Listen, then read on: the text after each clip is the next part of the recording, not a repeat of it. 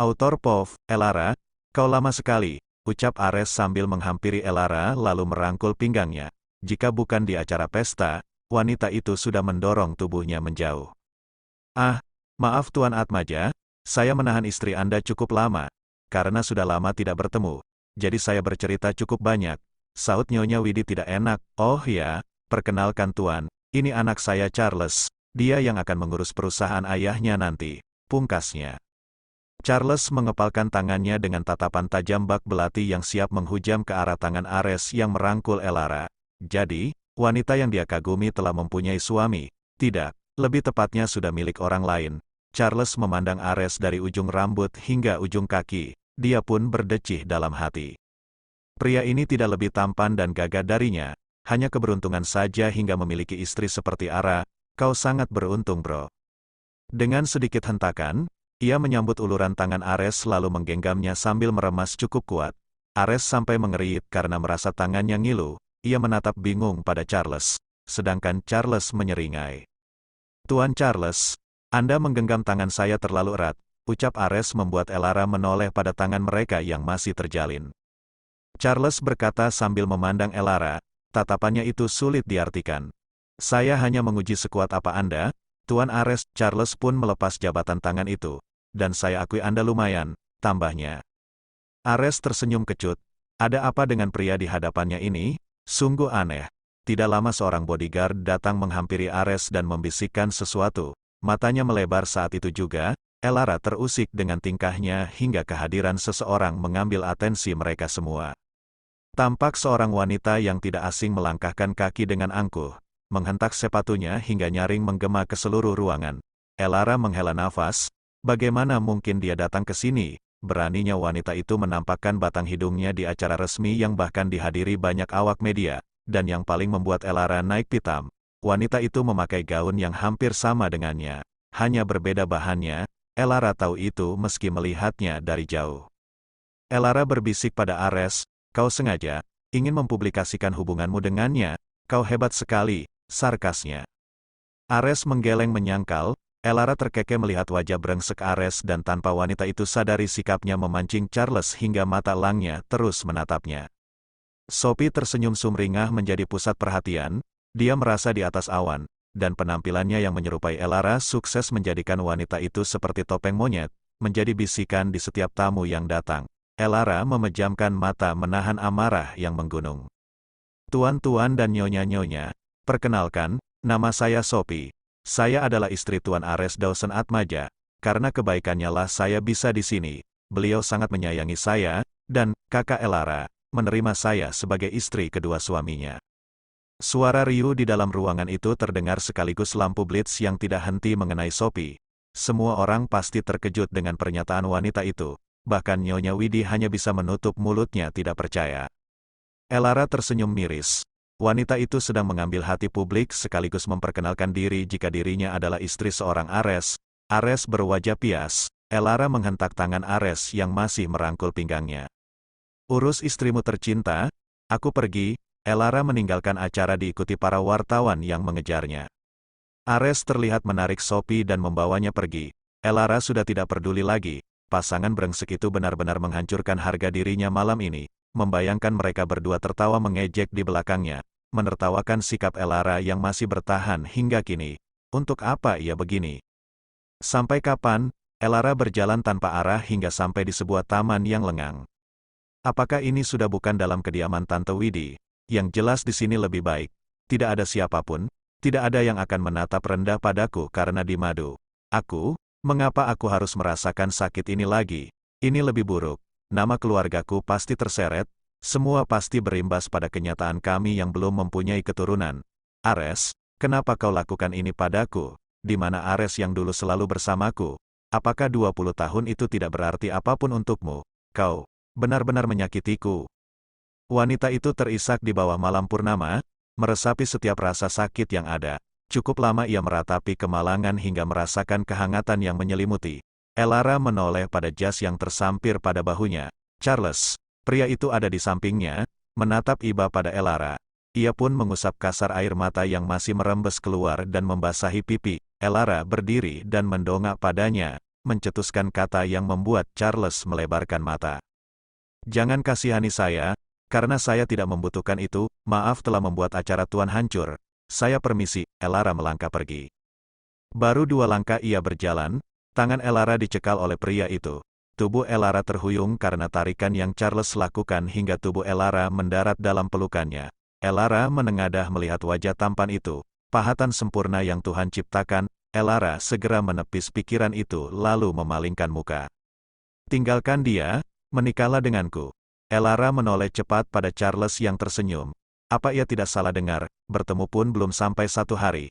Tapi pria ini dengan mudahnya menyuruh Elara untuk berpisah dengan Ares dan menikah dengannya. Sinting. Elara melepas pelukannya, ia menatap tajam pada pria itu. Jangan Anda jadikan saya sama dengannya, dengan mudah memutus hubungan dan menikah lagi. Saya bukan wanita seperti itu, desisnya. Charles tampak terkejut dengan jawaban Elara, terlihat dirinya yang kemudian salah tingkah. Tidak, aku tidak bermaksud membuatmu merasa seperti suami brengsekmu. Kau jauh lebih baik, aku hanya merasa semua tidak adil untukmu, sergah Charles. Brengsek, berani sekali pria itu memanggil Ares brengsek di depanku. Aku mengakui keberaniannya. Elara tersenyum simpul melihat respon Charles yang panik. Boleh juga, jangan tersinggung. Kau wanita luar biasa, kau tetap tenang meski ada wanita lain mempermalukanmu, biasanya pasti akan ada perkelahian antara istri pertama dan kedua. Kau memilih pergi, dibanding memancing media, kau mengagumkan. Elara mengakui kehadiran pria ini sedikit mengikis rasa sakit hatinya. Bukan karena pujian atau rayuan padanya, tapi karena Elara merasakan ketulusan dari setiap katanya. Saya tidak seperti itu, saya tidak sebaik pandangan Anda. Saya hanya wanita biasa yang berusaha menjaga harga diri hingga akhir, sahut Elara sambil tersenyum. Dia melepas jas milik Charles lalu menyodorkan padanya. Terima kasih atas kata-kata manis Anda, saya jadi lebih baik. Charles menerima jas itu. Elara melenggang pergi meninggalkan Charles yang tidak memutus pandangan pada wanita itu. Elara harus kembali ke rumah yang seperti neraka itu meski langkahnya berat. Kediaman Ares, apa yang kau lakukan? Sophie, sudah aku bilang jangan kemana-mana, kenapa kau harus datang ke acara resmi itu? Ares menggeram. Aku ingin semua tahu keberadaanku Tuan. Aku ini istrimu. Apa salahnya jika aku diketahui halayak? Semua tidak semudah itu, kamu, suara Ares tertahan ketika Sophie mengusap perutnya sambil merintih kesakitan. Aduh, Sophie, kau kenapa, perutku Tuan? Ares dengan sigap segera menggendong Sophie dan merebahkannya di atas ranjang. Ia menghubungi dokter keluarga Atmaja namun dirinya terhenyak saat tahu jika dokter keluarganya telah meninggal dunia seminggu yang lalu. Apa, Dokter Gilang sudah meninggal? Bagaimana bisa, dan kenapa kau baru mengabarkannya padaku? Ares menggeleng tidak percaya. Maaf Tuan, saat itu saya masih di Bali, Romi menjelaskan. Baiklah, kalau begitu tolong panggilkan pengganti Dokter Gilang, Sophie perutnya sakit. Tolong cepat ya, Romi. Segera Tuan, sahut Romi, bibirnya tersungging penuh misteri kala telepon tertutup, Autorpov. Ares menoleh pada Sophie yang pura-pura tertidur. Dirinya sempat mendengar jika dokter keluarga Atmaja telah meninggal dunia. Batinnya berkecamuk. Apa itu juga campur tangan pria itu, sampai merenggut nyawa seseorang? Ini bukan hal sepele. Ares duduk di samping Sophie sambil menatap perut yang mulai terlihat agak membuncit. Akan lebih baik jika Elara yang hamil. Ares menyelumuti Sophie kemudian keluar dari kamar. Bersamaan dengan itu Elara kebetulan baru sampai rumah. Elara melintasi Ares yang berjalan berlawanan arahnya begitu saja. Ares memanggil wanita itu kemudian. Elara, kau sudah tanya alasan dirinya menampakkan diri. Dia hanya ingin dikenal, dan kau memakluminya. Perutnya sakit, aku tidak tega menekannya lagi. Akan berbahaya jika bayinya stres. Elara menoleh saat mendengar ucapan konyol Ares. Dan tidak masalah jika aku yang stres maksudmu, aku cukup tertekan dengan keberadaannya di sini. Kau sama sekali tidak tahu itu, atau mungkin tidak peduli, ucapnya sinis. Elara, aku minta kau menerimanya. Kau akan menjadi ibu sambung anak itu, bujuk Ares. Mata Elara melebar. Apa kau bilang? Kau suruh aku jadi babysitter anak dari simpananmu? Aku tidak menyangka kau akan sekejam ini. Itu sudah tugasmu, sebagai Nyonya Atmaja. Kau gila, aku tidak mau. Jangan sampai kau lupa siapa aku, ucapnya penuh penekanan. Rasanya Elara ingin meledak jika terus berada di rumah ini. Ares masih memanggil istrinya saat wanita itu memutar tubuh untuk kembali berjalan ke kamarnya. Dasar pria tidak punya hati, mendengar dirinya menikah lagi saja Elara sudah serasa ditikam sebilah belati, dan kini ia memintanya merawat anak dari hubungannya dengan wanita lain. Bunuh saja dirinya sekalian, biarkan menjadi hantu yang akan menghantui mereka seumur hidup. Brengsek, Elara membanting pintu dengan keras, dia tidak peduli jika pintunya rusak. Oh, ia butuh berendam. Wanita itu mendesah perlahan, mengatur nafasnya yang sempat memburu karena emosi. Relaks Ara, kau bisa mengatasi ini. Rasa sesak di dada berangsur-angsur menghilang. Nafas pun menjadi lebih stabil. Dia menatap diri di dalam cermin. Wanita cantik dengan nasib tak secantik parasnya. Tuhan begitu adil. Tidak ada yang sempurna di dunia ini. Elara melangkahkan kaki menuju kamar mandi, menyalakan shower membasahi diri tanpa melepaskan pakaian. Memorinya berputar pada saat dia baru saja menikah dengan Ares. Mereka sangat bahagia. Tidak, dia yang sangat bahagia. Elara akhirnya menikahi pria yang bersamanya dari kecil. Pria pertama yang mengutarakan perasaan padanya. Dia menengadah menikmati kucuran air bersamaan dengan air mata yang mengalir. Ingin berteriak. Jika hatinya sakit, perasaan tidak terima. Elara tidak mau berbagi hati apalagi berbagi suami. Sungguh tidak mau. Aku sakit, ucapnya dengan lirih sambil memegang dada. Dokter Marni datang menggantikan Dokter Gilang. Beliau mengucapkan rasa prihatinnya atas meninggalnya Dokter Gilang selaku rekan sesama dokter. Saya turut prihatin dengan meninggalnya Dokter Gilang, ucap wanita paruh baya itu. Iya, saya juga tidak percaya dengan apa yang Romi sampaikan. Saya minta untuk sementara Dokter Marni menggantikan posisi Dokter Gilang. Dengan senang hati, Tuan, dokter wanita itu memberikan secarik kertas pada Ares.